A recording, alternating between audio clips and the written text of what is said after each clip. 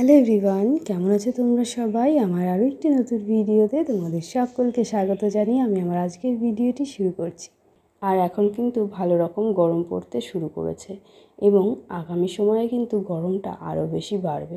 আর এই গরমে আমরা গোপালের সেবা কীভাবে করতে পারি বা শুরুটা কী করে করব সেটাই চলো তোমাদের সাথে আজকে শেয়ার করি। তো প্রথমত গোপালকে কিন্তু এখন আর সোয়েটার পরাবো না বা গরম পোশাক পরানোরও কোনো প্রয়োজন নেই, মানে মোটা ধরনের যে পোশাকগুলো হয় সেইগুলো পরানোর কোনো রকম প্রয়োজন নেই। এখন আমরা গোপালকে একটু হালকা সুতির পোশাক পরানোর চেষ্টা করব। খুব যখন গরম পড়বে তখন আমি আলাদাভাবে ভিডিও বানাবো, সেইটা একটু অন্যরকম হয়ে থাকে। তো যাই হোক, এখন আমরা গোপালকে একটু হালকা সুতির পোশাক পরাবো, খুব বেশি ভারী পরাবো না এবং একবারে হালকাও পরাবো না, একটু যাতে গরমও না লাগে, আবার একটু ঠান্ডা যখন পড়বে তখন যেন ঠান্ডাও না লাগে। তো এই রকম ধরনের পোশাকগুলো কিন্তু এখন পরাবো। তো এই হলো গোপালের পোশাক। এবং এখন আমরা যেটা করব, গোপালকে নর্মাল জল দিয়েই স্নান করাবো। এখন আর গরম জল বা রোদে রাখা জল দিয়ে স্নান করানোর কোনো রকম প্রয়োজন নেই। আর গরম যেহেতু শুরু হচ্ছে, এই সময় কিন্তু গোপালকে অগরু, গোলাপ জল, কর্পূর, চন্দন এগুলো দিয়ে আমরা স্নান করাতে পারি। কিন্তু যেহেতু গরম খুব বেশি পড়েনি, তো বলবো ওইগুলো এখনই ব্যবহার না করতে। আর কিছুদিন যাক, তারপরে আমরা ওইগুলো দিয়ে গোপালকে স্নান করাবো। এখন প্লেন নর্মাল জল দিয়ে গোপালকে আমরা স্নান করাতে পারি।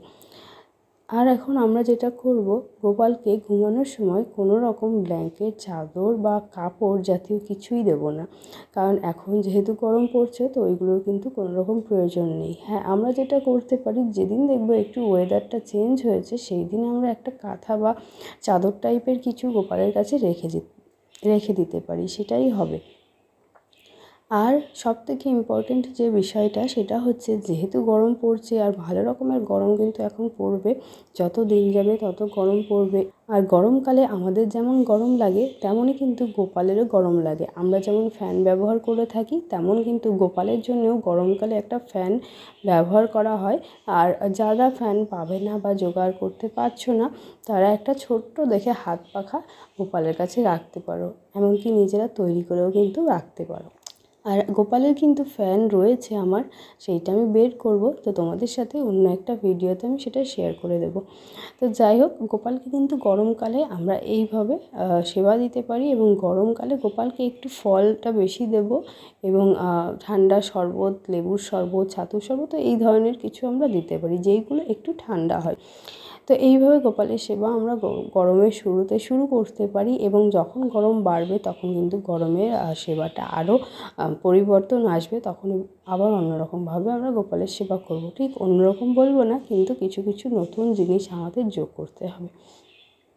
তো যাই হোক, এই হলো গোপালের গরমের শুরুতে সেবা কেমন করে করব তারই একটা ভিডিও তোমাদের সাথে শেয়ার করলাম। ভিডিওটি যদি তোমাদের ভালো লেগে থাকে তাহলে অবশ্যই একটা লাইক করে দিও। আর নতুন নতুন কী ধরনের ভিডিও দেখতে চাও সেটা আমাকে জানাতে পারো। ভিডিওটি আজকে এখানেই শেষ করছি। ভিডিওটি দেখার জন্য তোমাদেরকে অসংখ্য ধন্যবাদ। Tata, bye bye, Radhe Radhe.